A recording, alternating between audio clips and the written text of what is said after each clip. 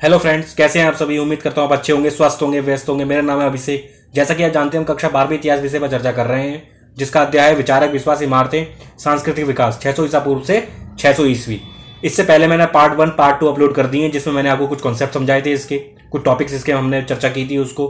ठीक है, आज मैं आपके समक्ष पार्ट 3 लाया हूं, जिसमें हम और टॉपिक्स पढ़ेंगे जो आपके एग्जाम में 3 नंबर का 8 नंबर का क्वेश्चन बनकर आ सकता है। तो शुरू करते हैं आज की class. Welcome to One Education. सबसे पहले देखते हैं टॉपिक क्या है हमारा, बुद्ध और ज्ञान की खोज।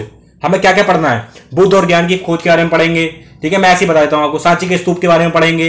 ठीक है, सांची के स्तूप को बचाने में भोपाल की बेगमों का योगदान पढ़ेंगे। सांची का स्तूप क्यों बच गया, अमरावती का क्यों नष्ट हो गया, ये पढ़ेंगे। बुद्ध की शिक्षाएं पढ़ेंगे। ठीक है, ये सब हम जानेंगे। शुरू करते हैं आज की क्लास। बुद्ध और ज्ञान की खोज। मैंने आपको पिछली क्लास में जैन धर्म, बौद्ध धर्म के बारे में कुछ मूलभूत बातें बताई थी। ठीक है, और इसमें हम जानेंगे कि बौद्ध धर्म कहां तक फैला। देखते हैं। बुद्ध उस युग के सबसे प्रभावशाली शिक्षकों में से एक थे। सैकड़ों वर्षों के दौरान उनके संदेश पूरे उपमहाद्वीप में और उसके बाद मध्य एशिया होते हुए चीन, कोरिया, जापान, श्रीलंका से समुद्र पार कर म्यांमार, थाईलैंड और इंडोनेशिया तक फैल गए। तो बताने की यहां पर कोशिश हो रही है कि जो बौद्ध धर्म था वो नेपाल से आगे बढ़कर भारत में आया, फिर भारत से कैसे दूसरे देशों में फैल गया बौद्ध धर्म। बौद्ध धर्म मतलब बुद्ध की शिक्षाएं वगैरह का कैसे प्रचार प्रसार हुआ। अब आगे बढ़ते हैं। जो हाईलाइट कर रखे हैं वो बड़े महत्वपूर्ण है, उन पर आप ध्यान रखना। ग्रीन है जो हाईलाइट है, मैं वो रीड करा रहा हूं, वो महत्वपूर्ण है सबसे ज्यादा।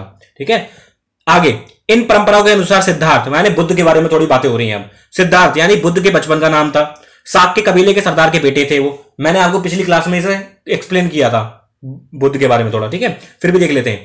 जीवन के कटु यथार्थों से दूर उन्हें महल के 4 दीवारी के अंदर सब सुखों के बीच बड़ा किया गया था। कहने का मतलब उन्हें जीवन के सभी यथार्थ माने सच्चाई से दूर रखकर महल के 4 दीवारी के अंदर रखा गया था, क्योंकि ऐसा माना गया था कि जब उनका बचपन में उनको यह कहा गया था कि जो पंडित थे, जब उनका जन्म हुआ था, तो कि ये आगे चलकर या तो सन्यासी बनेगा या बहुत बड़ा राजा बनेगा। तो उनके पिता डर गए थे कि अगर ये सन्यासी बन गया तो इतनी सारी जो मेरी वेल्थ है, जो पैसा वगैरह है, जो धन है, और मेरा एक ही पुत्र है, तो वो अगर राजपाट नहीं संभालेगा तो वो क्या करेगा फिर। तो उससे वो डर गए, इसलिए उन्होंने 4 दीवारी में सिद्धार्थ को रखने का निर्णय लिया। अब आगे देखते हैं।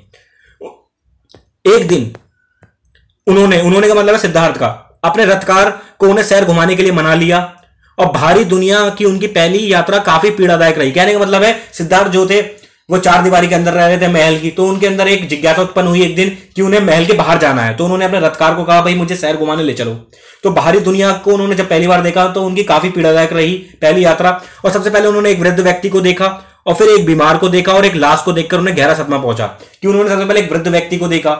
जब उन्होंने वृद्ध व्यक्ति को देखा तो उन्हें लगा कि यार वृद्ध व्यक्ति भी होता है, क्योंकि वो महल के 4 दीवारी में रहते थे। ठीक है, सब युवा लोग थे उनके आसपास, तो उन्हें वृद्ध वगैरह कौन होता है, बूढ़ा व्यक्ति क्या होता है, ये सब कुछ पता नहीं था। उन्होंने जब अपने आप को देखा तो वो नवयुवक थे, वो यंग थे, तो उन्हें लगा कि यार मैं भी वृद्धावस्था तक आऊंगा, मैं भी बूढ़ा होऊंगा, तो उन्हें अजीब लगा। और फिर उन्होंने बीमार व्यक्ति देखा, जो बीमार व्यक्ति था अपनी समस्याओं से जूझ रहा था, तो उन्होंने अजीब लगा उन्हें देख के। फिर उन्होंने एक लाश को देखा, तो उन्हें बहुत ज्यादा गहरा सदमा पहुंचा, क्योंकि वो ये सब चीजें नहीं जानते थे, लाश, बूढ़ा व्यक्ति, बीमार। ठीक है, क्योंकि उन्हें सुखों के बीच में रखा गया था 4 दीवारी के अंदर।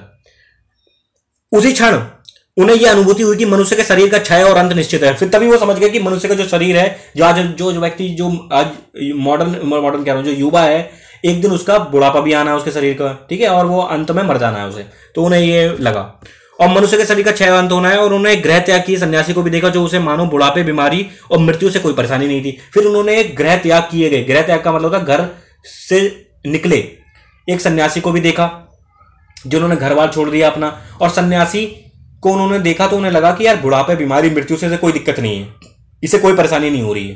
ठीक है, और उससे शांति प्राप्त कर ली थी उसने, व्यक्ति ने। तो इस चीज ने बुद्ध को इन्फ्लुएंस किया, बहुत बुद्ध को बहुत प्रभाव डाला बुद्ध के ऊपर। बुद्ध अभी नहीं कहेंगे हम, इनका नाम अभी सिद्धार्थ ही कहेंगे, क्योंकि बुद्ध अभी बनेंगे, अभी सिद्धार्थ हैं, आम व्यक्ति हैं। बुद्ध माने होता ज्ञानी व्यक्ति कैसे बन गए। ठीक है, और उसने शांति प्राप्त कर ली थी। सिद्धार्थ ने निश्चय किया कि वे सन्यास का रास्ता अपनाएंगे, और कुछ समय के बाद महल त्याग कर वे अपने सत्य की खोज में आगे निकल गए। तो फिर महल त्याग वगैरह कर दिया सिद्धार्थ ने भी, और वह सत्य की खोज के लिए आगे बढ़ गए, और उन्हें ज्ञान प्राप्ति के मार्ग में वो चलने लगे। तो जब आप आगे और पढ़ेंगे तो आपको समझ में आएगा, इस किताब में तो नहीं है, कि उन्होंने बहुत तरीके अपनाए ज्ञान प्राप्त करने के लिए। कड़ी तपस्या भी करी, कड़ी साधना भी करी, तो ये कहा गया कि वो मरते मरते बचे। ठीक है, तो फिर बाद में उन्हें पता चल गया कि कड़ी तपस्या से, कड़ी साधना से ज्ञान प्राप्त नहीं होने वाला, तो उन्होंने मध्यम मार्ग का अनुसरण किया, मध्यम मार्ग को अपनाया। मध्यम मार्ग ऐसा मार्ग है जो कड़ी तपस्या की बात नहीं करता है बहुत ज्यादा, कि अन्न जल छोड़ दो, तपस्या में लीन हो जाओ, ऐसी बात नहीं करता है। और एक और जो तरीका है दूसरा, जो तरीका है उन्होंने वो अपनाया मध्यम मार्ग, जिसमें मतलब बहुत ज्यादा कड़ी तपस्या नहीं करनी है, लेकिन अपने आप को उन्होंने समर्पित किया, ठीक है। और बोधि वृक्ष के नीचे उन्हें ज्ञान की प्राप्ति हुई बुद्ध पूर्णिमा के दिन, ठीक है, पूर्णिमा के दिन, इसलिए बुद्ध पूर्णिमा भी कहा गया उसे।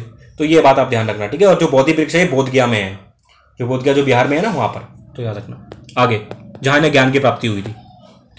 तो ये बुद्ध के बारे में था थोड़ा। और बुद्ध के बारे में एक मूवी भी है, चाहे तो आप देख सकते हैं, यूट्यूब पे आप सर्च करेंगे ना बुद्धा, तो आपको पूरी मूवी देखने को मिलेगी 2 घंटे की, जिसमें पूरा समझाया है बुद्ध के बचपन से लेकर उनकी जवानी, फिर उनकी मृत्यु तक, उनकी शिक्षाएं क्या क्या थी, उनके शिष्य कौन कौन थे, संघा क्या होता है, धम्म क्या होता है, वो सब समझाया बुद्ध के बारे में।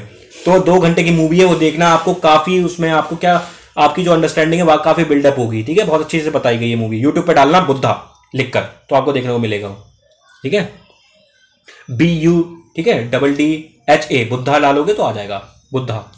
तो देखते हैं अगला क्वेश्चन, महात्मा बुद्ध की शिक्षाओं को संक्षेप में वर्णन कीजिए। बुद्ध की शिक्षाओं के बारे में आता है एग्जाम में, 3 नंबर का क्वेश्चन आ सकता है, देख लेते हैं।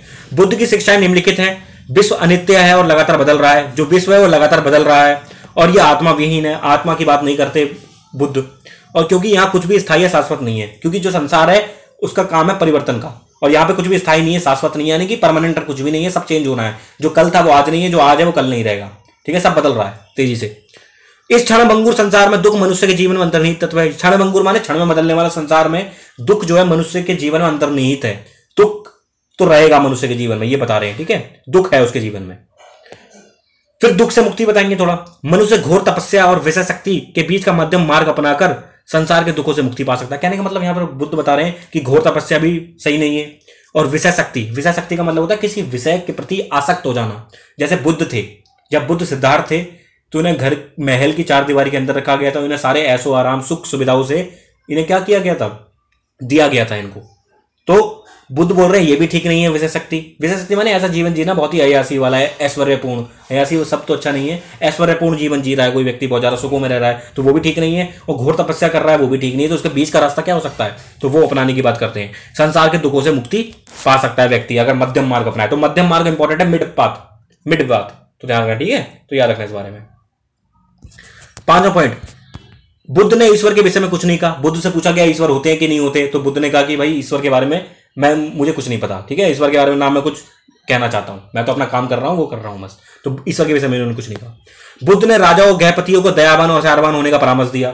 बुद्ध ने राजाओं गृहपति को क्या कहा, दयावान बनो, आचारवान बनो। किसके प्रति, ऐसे वर्ग के प्रति, ठीक है, जो निम्न है। जैसे कोई उस समय दास प्रथा चल रही थी, तो दासों के प्रति क्या होना चाहिए, राजाओं को गृहपति को दयावान होना चाहिए। दया वगैरह करो, मारो पीटो नहीं उन्हें, कुछ गलत काम कर दिया तो पनिशमेंट मत दो उन्हें, ठीक है, उनसे अच्छे से पेश आओ, सख्ती मत दिखाओ उनके प्रति, कठोरता पूर्ण व्यवहार मत करो उनके प्रति। आचारवान मतलब तौर तरीके जो अपने तरीके हैं उनको सुधारो। तो ये सलाह दी बुद्ध ने। और बुद्ध ने जन्म मृत्यु के चक्र से मुक्ति, आत्मज्ञान और निर्वाण माने अहंकार और इच्छा का खत्म हो जाना के लिए व्यक्ति के स्वयं के प्रयासों और सम्यक कर्म पर बल दिया। कहने का मतलब इस पॉइंट में है कि बुद्ध ने भी माना है कि जन्म मृत्यु के चक्र में व्यक्ति फंसा रहता है, ठीक है, अगर उसे मुक्ति चाहिए तो आत्मज्ञान और निर्वाण से मिल सकती है उसे, ठीक है, आत्मज्ञान हो उसे। और निर्वाण क्या, अहंकार और इच्छा का खत्म हो जाना। तो एग्जाम में आ सकता है। निर्वाण किसे कहा गया, जब व्यक्ति के अंदर अहंकार माने ईगो, घमंड, वो और इच्छा खत्म हो जाए तो वो निर्वाण प्राप्ति हो गई। तो इसके लिए क्या बोला कि आत्मज्ञान और निर्वाण से व्यक्ति क्या कर सकता है, मुक्ति प्राप्त कर सकता है। और उसके लिए व्यक्ति को स्वयं के प्रयासों और सम्यक कर्म पर बल देना पड़ेगा। कहने वाला है व्यक्ति अपने स्वयं के प्रयास करे। बुद्ध ये कह रहे थे बहुत, ठीक है, बुद्ध कहते थे कि अपने जो व्यक्ति हैं वो अपना स्वयं का प्रयास करें और अपने लिए मार्ग स्वयं ढूंढें। कोई आएगा नहीं उन्हें बताने, कोई ये करना है वो करना है, खुद अपना रास्ता ढूंढें, ठीक है, और सही कर्म करें। तो इस पर बल देते थे कौन, बुद्ध। तो ध्यान रखना। तो ये कुछ शिक्षाएं हैं उनकी महत्वपूर्ण, ठीक है, ये 3 नंबर का आ सकता है, तो इस पर लिख देना, कर देना, 3 पॉइंट तो लिख ही देना, ठीक है, 6 पॉइंट मैंने लिखवा दिए इस पे। आगे बुद्ध संघ की स्थापना और भिक्षुओं के जीवन में टिप्पणी लिखिए।